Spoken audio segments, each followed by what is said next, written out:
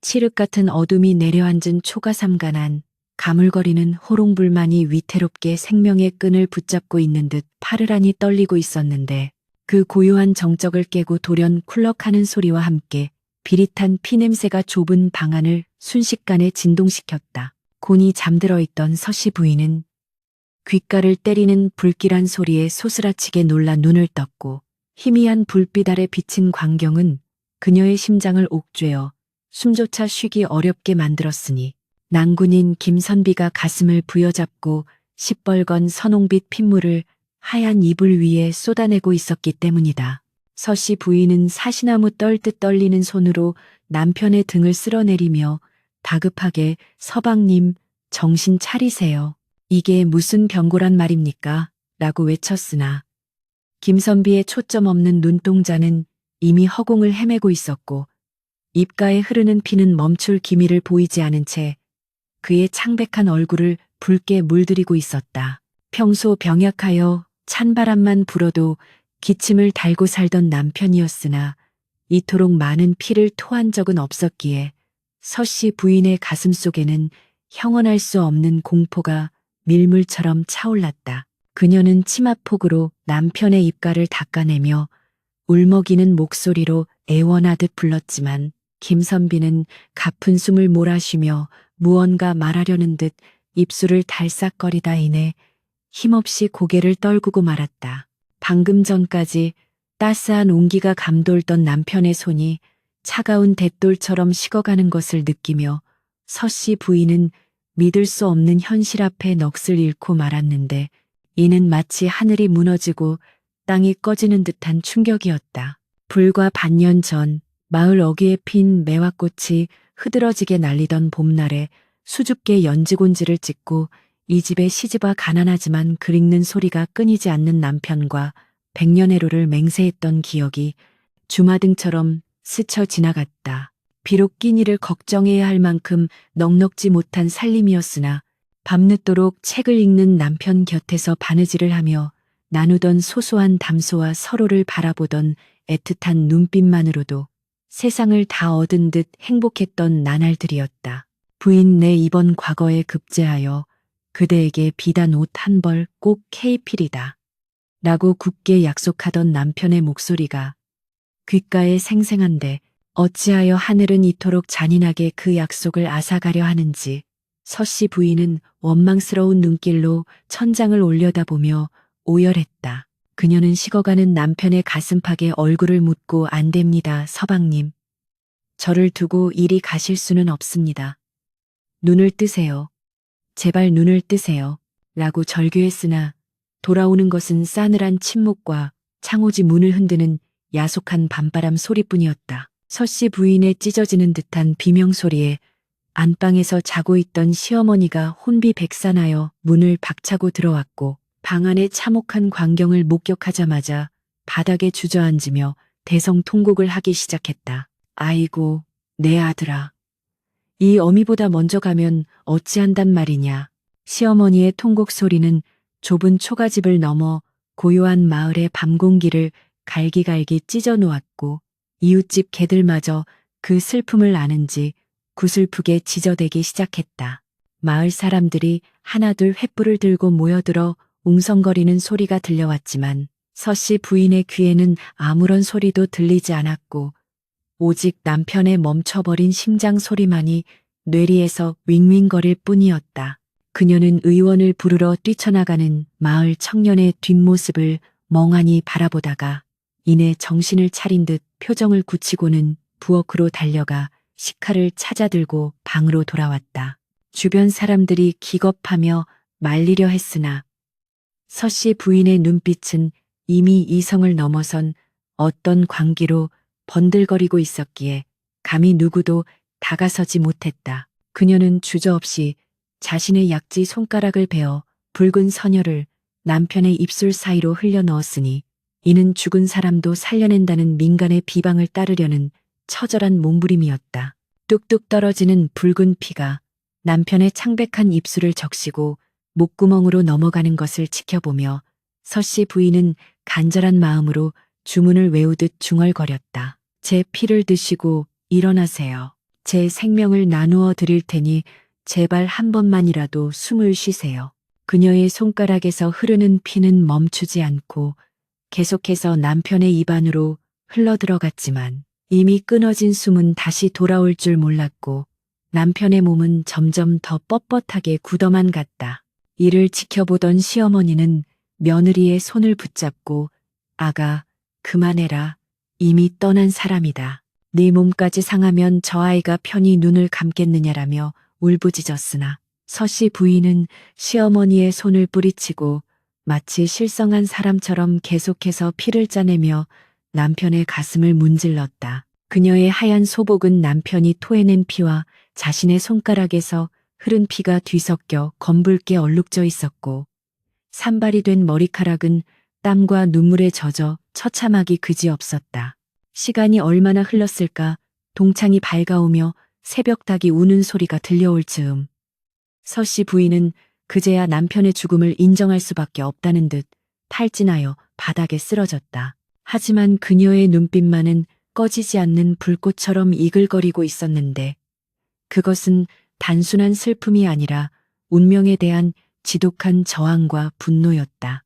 의원이 뒤늦게 도착하여 김선비의 맥을 짚어보고는 고개를 가로저으며 준비하시는 것이 좋겠습니다라고 사망 선고를 내리자 방 안은 다시금 곡소리로 가득 찼다.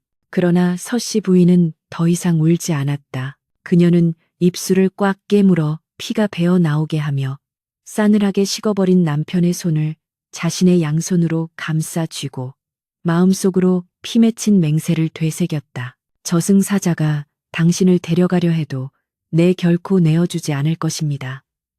하늘이 당신을 버렸다면 내 기억 후 그 하늘을 거스르리다. 그녀의 다짐은 단순한 집착이 아닌 생사를 초월한 사랑의 무게를 담고 있었으며 그 순간 방 안에 촛불이 기이하게 한 번 크게 타올랐다가 사그라들었다. 날이 완전히 밝아오자 마을 안악들이 염습을 돕기 위해 찾아왔지만 서씨 부인은 방문을 걸어 잠그고 아무도 들이지 않았다. 그녀는 남편의 시신 곁에 단정히 앉아 흐트러진 옷매무새를 바로잡아주고 굳어버린 눈을 감겨주며 마치 살아있는 사람을 대하듯 조곤조곤 말을 건넸다. 여보, 날이 찹니다. 제가 이불을 더 덮어드릴 테니 조금만 더 주무세요. 문 밖에서 이를 듣는 사람들은 혀를 차며 척척 젊은 과부가 충격에 실성을 했구나라며 수군거렸지만 서씨 부인의 귀에는 오직 남편과의 추억만이 들려올 뿐이었다. 그녀는 남편이 평소 아끼던 책을 꺼내어 펼쳐놓고 그가 즐겨 읽던 구절을 소리내어 읽어주기 시작했다. 글 읽는 낭낭한 목소리가 울음 섞인 쉰 목소리로 변해가면서도 멈추지 않으니 그 처연한 모습은 보는 이들의 눈시울을 붉히게 만들었다. 죽음이라는 거대한 벽 앞에서도 굴하지 않는 여인의 집념은 이제 막 시작된 비극의 서막에 불과했으니 그녀는 자신의 목숨을 담보로 한 거대한 도박을 준비하고 있었던 것이다. 해가 중천에 뜨고 양지 바른 곳에 눈이 녹아내릴 무렵 서씨 부인은 마침내 방문을 열고 밖으로 나왔다. 그녀의 얼굴은 핏기 하나 없이 창백했으나 눈빛만은 서슬퍼런 칼날처럼 빛나고 있었고 헝클어진 머리를 단정히 쪽진 모습은 비장함마저 감돌았다. 그녀는 마당에 모여있는 사람들을 향해 쉰 목소리로 그러나 또렷하게 말했다. 아무도 서방님의 몸에 손대지 마십시오. 아직 가신 게 아닙니다. 잠시 먼 길을 떠나셨을 뿐 제가 반드시 모셔올 것입니다. 사람들은 그녀가 미쳐서 헛소리를 한다고 생각하며 안타까워했으나 서씨 부인은 부엌으로 들어가 정화수 한 그릇을 떠서 장독대 위에 올려놓고 무릎을 꿇었다. 그리고는 하늘을 향해 절을 올리기 시작했으니 한 번 절할 때마다 이마가 땅에 부딪혀 쿵쿵 소리가 날 정도였다. 그녀의 이마에서 붉은 피가 흘러내려 눈앞을 가렸지만 그녀는 아랑곳하지 않고 절을 멈추지 않았다. 이것은 단순한 기도가 아니었다. 저승을 향한 선전포고이자 남편을 되찾기 위한 처절한 투쟁의 시작이었다. 싸늘하게 식어버린 김선비의 육신 위로 무심한 시간은 속절없이 흘러갔고 방 안의 공기는 마치 한겨울의 서리처럼 차갑게 내려앉아 생명의 온기를 앗아가고 있었지만 서씨 부인의 품은 여전히 뜨거운 불덩이처럼 남편을 놓지 않고 있었다. 마을의 어르신들이 방문 밖에서 이제 그만 고집을 꺾고 염습을 해야 하네. 시신이 상하기 시작하면 고인이 저승길을 떠나는데 오히려 짐이 될 뿐이야 라고 엄하게 꾸짖었으나 그녀는 귀를 막고 도리지를 치며 남편의 가슴팍에 얼굴을 묻은 채 아니옵니다. 제 서방님은 아직 숨이 붙어 계십니다. 잠시 깊은 잠에 빠지신 것뿐인데 어찌 산 사람을 송장 취급하십니까라고 울부짖었다.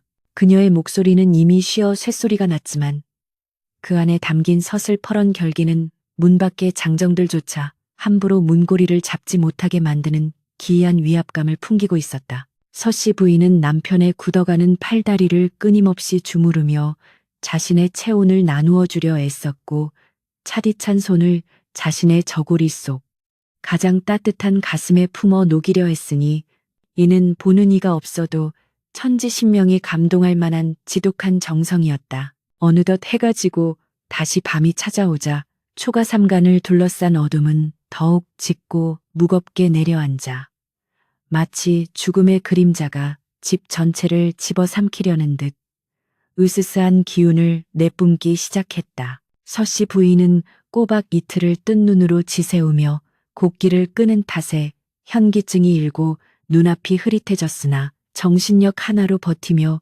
호롱불 심지를 돋우어 방안을 대낮처럼 환하게 밝혔다.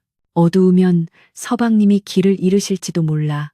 내가 불을 밝혀두어야 다시 돌아오시지. 그녀는 중얼거리며 말라비틀어진 입술을 혀로 축였고 다시금 남편의 귓가에 대고 다정한 목소리로 속삭였다.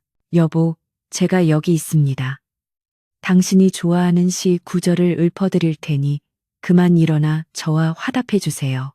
그러나 남편의 얼굴은 점점 흑빛으로 변해가고 있었고 입가에 말라붙은 핏자국만이 그가 이승의 사람이 아님을 잔인하게 증명하고 있었다. 방구석에 놓인 병풍 뒤에서 쥐가 갈짝거리는 소리조차 천둥 소리처럼 크게 들릴 만큼 신경이 곤두선 그녀는 문풍지가 바람에 떨릴 때마다 혹여나 저승사자가 들어올까봐 방문을 노려보며 살기를 띄었다. 사흘째 되는 날 새벽 시어머니가 미음 한 그릇을 들고 들어와 며느리의 앞에 내려놓으며 눈물로 호소했으니 아가, 제발 한 술이라도 뜨거라. 네가 죽으면 우리 가문에 대는 누가 있고 네 남편 재산은 누가 지내겠느냐. 산 사람은 살아야지.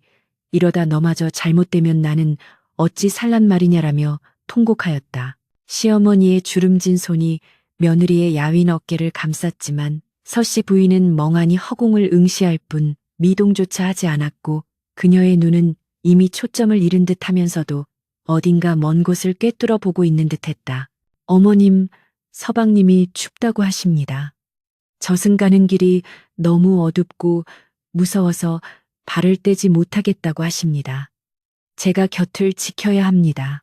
그녀의 대답은 현실과 환상의 경계가 무너진 듯 기묘했으며 이를 들은 시어머니는 억장이 무너지는 심정으로 바닥을 치며 오열하다 결국 혼절하고 말았다. 마을 안악들이 들어와 시어머니를 업어나가는 소란 속에서도 서씨 부인은 꿈쩍도 하지 않은 채 마치 석상처럼 굳어 남편의 곁을 지키고 있었다. 그날 밤 음산한 바람이 불어닥쳐 방문을 거칠게 흔들어대자 서씨 부인은 본능적으로 죽음의 사자가 당도했음을 직감하고 머리맡에 놓아두었던 은장도를 꺼내어 치마폭에 숨겨주었다. 문 밖에서 김아무개는 나오너라 갈 때가 되었다라는 듯한 웅웅거리는 소리가 들려오는 것만 같았고 희미한 그림자 셋이 창호지 문 위에 어른거리는 환영이 보이기 시작했다. 서씨 부인은 이를 악물고 외쳤다. 물러가라. 누구 마음대로 내 남편을 데려가려 하느냐. 이 문지방을 넘으려거든 내 목을 먼저 치고 가라. 그녀의 고함 소리는 단순한 비명이 아니라 영혼 밑바닥에서 끓어오르는 분노의 포효였기에 방 안의 공기마저 찌릿하게 울리는 듯했다. 공포에 질려 식은땀이 비오듯 흘러내렸지만 그녀는 문지방 쪽으로 기어가 무릎을 꿇고 앉아 두 팔을 벌려 남편을 가로막았다. 인간의 몸으로 귀신의 영역을 막아선다는 것은 계란으로 바위를 치는 격이었으나 사랑하는 이를 지키려는 일념은 두려움마저 집어삼키고 있었다. 그때였다. 며칠간 멈추지 않고 흘러내려 더 이상 나올 것도 없으리라 생각했던 그녀의 눈에서 기이한 변화가 일어났으니 맑은 눈물 대신 붉은 피가 섞인 핏물이 주르륵 흘러내리기 시작한 것이다. 이것은 뼈를 깎는 고통과 창자가 끊어지는 듯한 애통함이 극에 달했을 때 나온다는 혈루였다. 붉은 피눈물은 그녀의 창백한 볼을 타고 흘러내려 하얀 소복 깃을 선명하게 붉은색으로 물들였고 바닥에 뚝뚝 떨어져 꽃잎처럼 번져나갔다. 내 눈에서 피가 마를 때까지 울어서라도 당신을 잡을 것입니다. 하늘이 감동하지 않는다면 내 피로 강을 이루어 저승길을 막아버리겠습니다. 서씨 부인은 피가 맺힌 눈을 부릅뜨고 허공을 향해 저주하듯 또 기도하듯 맹세했다. 그녀의 모습은 가련한 여인을 넘어 마치 원한 맺힌 귀신보다 더 처절하고 섬뜩한 형상을 하고 있었기에 만약 잡기들이 주변을 맴돌고 있었다면 그 기세에 눌려 도망쳤을 법했다. 피눈물은 멈추지 않고 계속 흘러내려 남편의 옷자락까지 적셨는데 이는 두 사람의 영혼을 하나로 묶어주는 붉은 실과도 같았다. 사흘 밤낮을 한숨도 자지 않고 먹지도 않은 채 버텨온 서씨 부인의 육체는 이제 한계점에 도달하고 있었고 정신은 점점 혼미해지며 현실 감각이 흐릿해져 갔다. 그녀의 눈앞에 펼쳐진 방한 풍경이 일렁거리기 시작하더니 남편의 시신 주변으로 검은 안개가 피어오르는 듯한 환각이 보였다. 그러나 이것이 단순한 환각인지 아니면 죽음의 문턱에선 사람만이 볼 수 있는 영적인 현상인지 분간할 수 없었다. 그녀는 쓰러질 듯 비틀거리면서도 남편의 손을 더욱 꽉 움켜쥐었는데 그 손아귀 힘만큼은 장사 못지않게 강인했다. 안 돼, 못 가, 절대 못 보내. 그녀의 입술 사이로 새어나오는 신음은 끊어질 듯 이어지며 방 안을 맴돌았다. 마침내 그녀의 고개가 툭 하고 떨어지며 의식이 끈을 놓는 순간 그녀의 영혼은 육신의 굴레를 벗어던지고 남편의 혼을 쫓아 어둠 속으로 빨려 들어갈 준비를 하고 있었다. 방 안 가득 채운 피비린내와 향냄새, 그리고 서씨 부인이 흘린 혈루의 비릿한 향기가 뒤섞여 기묘한 분위기를 자아내는 가운데 바깥에서는 부엉이가 구슬프게 울어대며 불길한 밤의 깊이를 더해주고 있었다.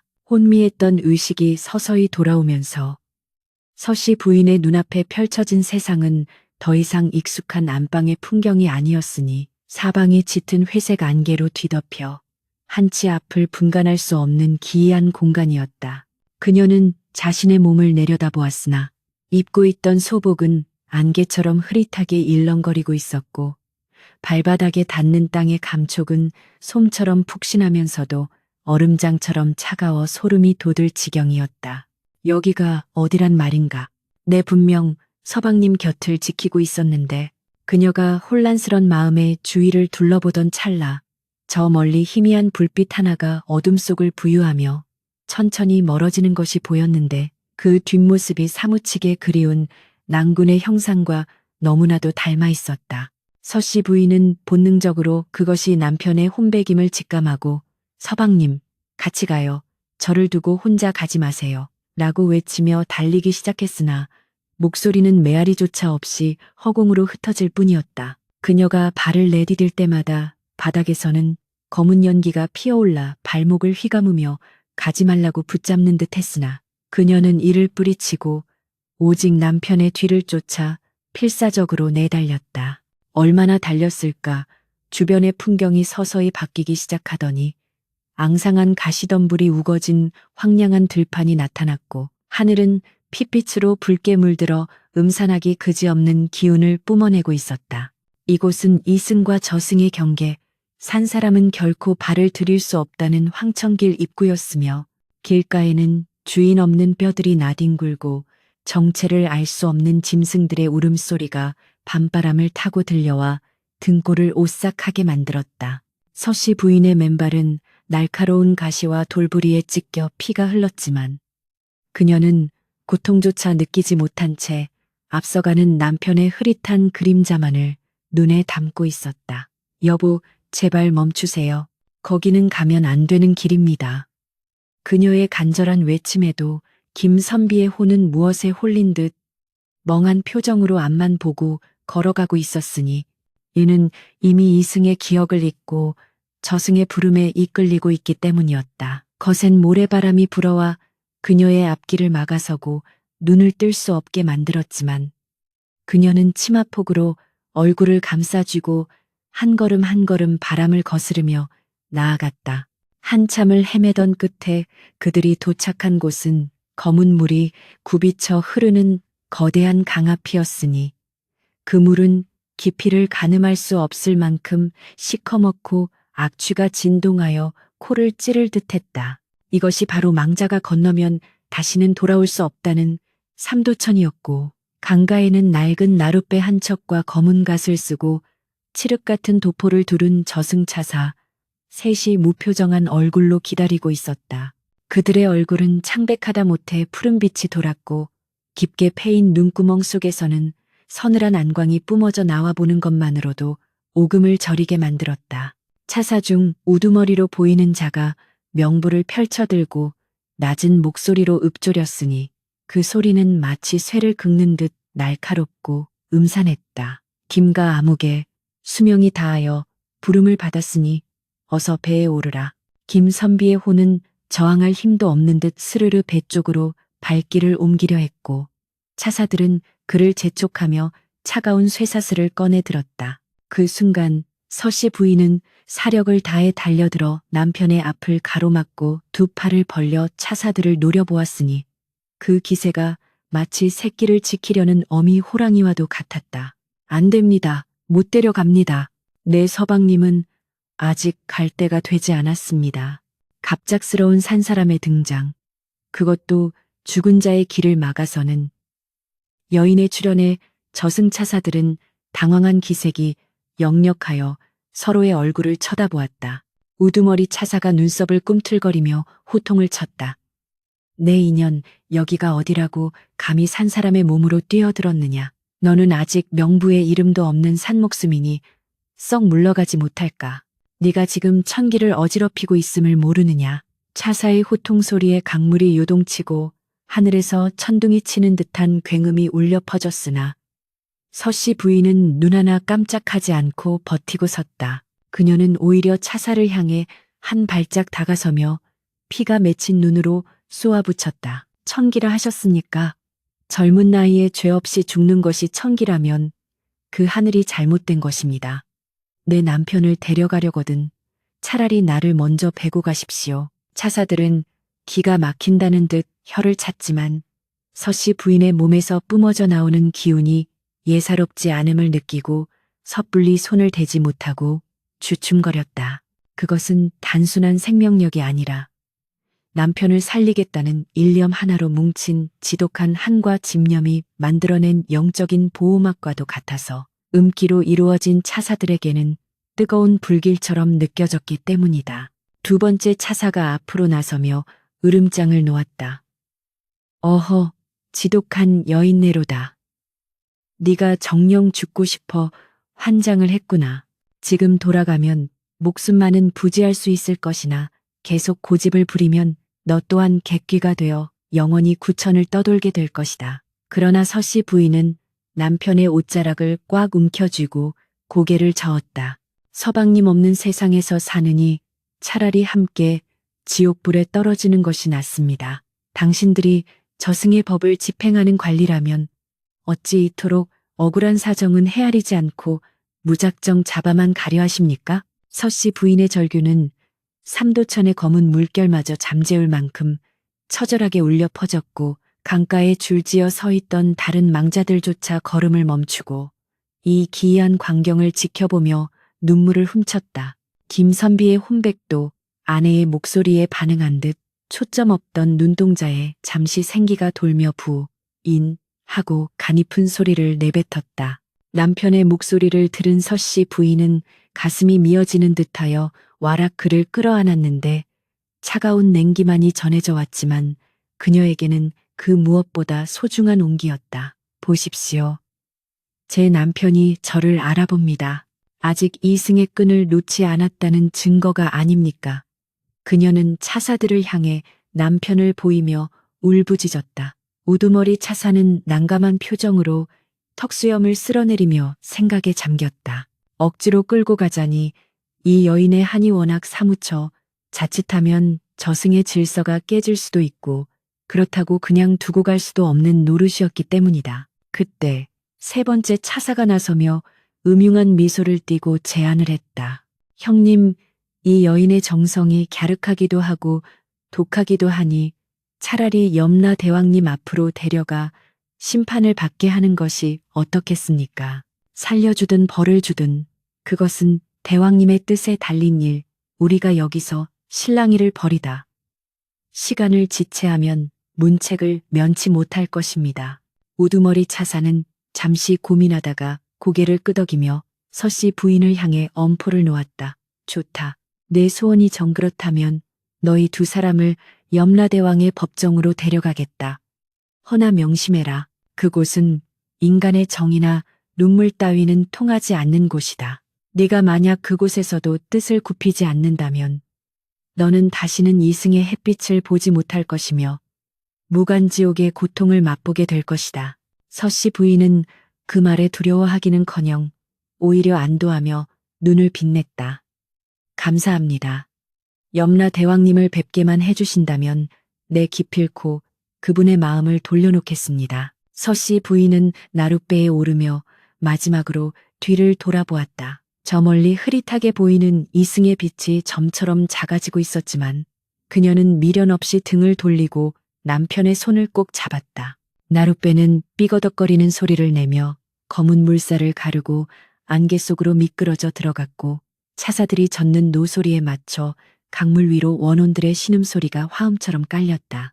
배가 강 한가운데 이르렀을 때 물속에서 앙상한 손들이 튀어나와 배를 뒤집으려 했으나 서씨 부인이 품에서 은장도를 꺼내어 배전에 꽂자 그 서슬퍼런 전기에 놀라 귀신들이 비명을 지르며 물러갔다. 이를 본 차사들은 보통 여인이 아니로다. 무관의 기백을 가진 장수보다 더 담대하구나라며 혀를 내둘렀다. 이제 그들 앞에는 거대한 성문이 입을 벌리고 기다리고 있었으니 그곳은 모든 생명의 종착역이자 심판의 장소인 명부시황의 궁전이었다. 성문 앞에 도착하자 옥졸들이 창을 겨누며 앞을 막아섰지만 차사들이 패를 보이며 길을 열었다. 궁전 안으로 들어서는 길은 칼날로 만든 다리와 불타는 구리 기둥이 즐비하여 보기만 해도 끔찍한 형벌의 현장이었으나 서씨 부인은 눈길 한번 주지 않고 오직 앞만 보고 걸었다. 그녀의 마음속에는 오로지 남편을 살려야 한다는 일념뿐 지옥의 공포조차 그녀의 사랑을 막을 수는 없었다. 마침내 거대한 철문이 열리고 천장을 찌를 듯 높은 단상 위에 앉아있는 염라대왕의 모습이 드러났다. 그의 눈은 샛별처럼 빛나고 위엄은 태산과 같아 감히 고개를 들 수 없을 정도였으나 서씨 부인은 당당히 고개를 들고 그를 직시했다. 이제야말로 생사를 건 마지막 단판이 시작되려 하고 있었다. 그녀는 잡고 있던 남편의 손에 힘을 주며 속으로 다짐했다. 설령 내 영혼이 부서져 가루가 된다 해도 당신만은 반드시 살려보내리라. 지옥의 심판장인 염라대왕의 법정은 인간의 언어로는 감히 형용할 수 없는 위압감과 공포가 서려 있는 곳이었으니 천장은 까마득하게 높아 끝이 보이지 않았고 바닥은 불에 달궈진 무쇠처럼 뜨거운 열기를 뿜어내고 있었다. 단상 좌우로는 소머리와 말머리를 한 옥졸들이 도끼와 창을 들고 서슬퍼런 눈을 부라리고 있었으며 그 아래로는 죄를 지은 영혼들이 형틀에 묶여 비명을 지르는 소리가 끊이지 않아 마치 아비 규환의 생지옥을 방불케 했다. 법정 한가운데 놓인 거대한 탁자 뒤에는 저승의 절대 권력자인 염라대왕이 앉아 있었는데 그의 거구는 산처럼 거대했고 붉은 관복을 입은 자태는 보는 이의 숨통을 조여올 만큼 강렬한 기운을 내뿜고 있었다. 네, 이놈들, 감히 산 사람을 이 신성한 법정에 들이단 말이냐. 저승의 법도가 우습게 보이느냐. 염라대왕의 호통 소리가 법정 전체를 뒤흔들자 거대한 기둥들이 우르릉거리며 떨렸고 서씨 부인을 데려온 차사들은 그 자리에 납작 엎드려 사시나무 떨듯 떨며 변명을 늘어놓기 바빴다. 대왕님, 죽여주시옵소서. 하오나 이 여인의 집념이 워낙 기이하고 독하여 저희 힘으로는 도저히 떼어놓을 수가 없었나이다. 염라대왕은 굵은 눈썹을 꿈틀거리며 서씨 부인을 내려다 보았는데 그 눈빛은 마치 죄인의 영혼을 꿰뚫어 보는 듯 날카롭고 매서웠다. 그러나 서씨 부인은 그 살인적인 눈빛을 피하지 않고 똑바로 마주보며 피범벅이 된 치마폭을 정리하고 단정히 무릎을 꿇었다. 그녀의 얼굴은 공포에 질려 창백했으나 눈동자만은 이승에서 가져온 생명의 불꽃으로 이글거리고 있었다. 네가 감히 하늘의 이치를 거스르고 죽은 지아비를 살려내라. 때를 쓰는 그 요망한 계집이냐. 염라대왕의 질문에 서씨 부인은 이마가 땅에 닿도록 절을 올린 후 피를 토하는 심정으로 입을 열었다. 대왕님, 부부는 이승에서 맺어진 가장 중한 인연이라 들었습니다. 하늘이 맺어주고 땅이 증명한 연분인데 어찌하여 반년도 채 되지 않아 생이별을 하게 만드시나이까. 제 남편은 평생 개미 한 마리 죽이지 않은 선비요. 효심이 지극한 아들이었습니다. 아직 펼치지 못한 뜻이 태산 같은데 어찌 벌써 데려가려 하십니까?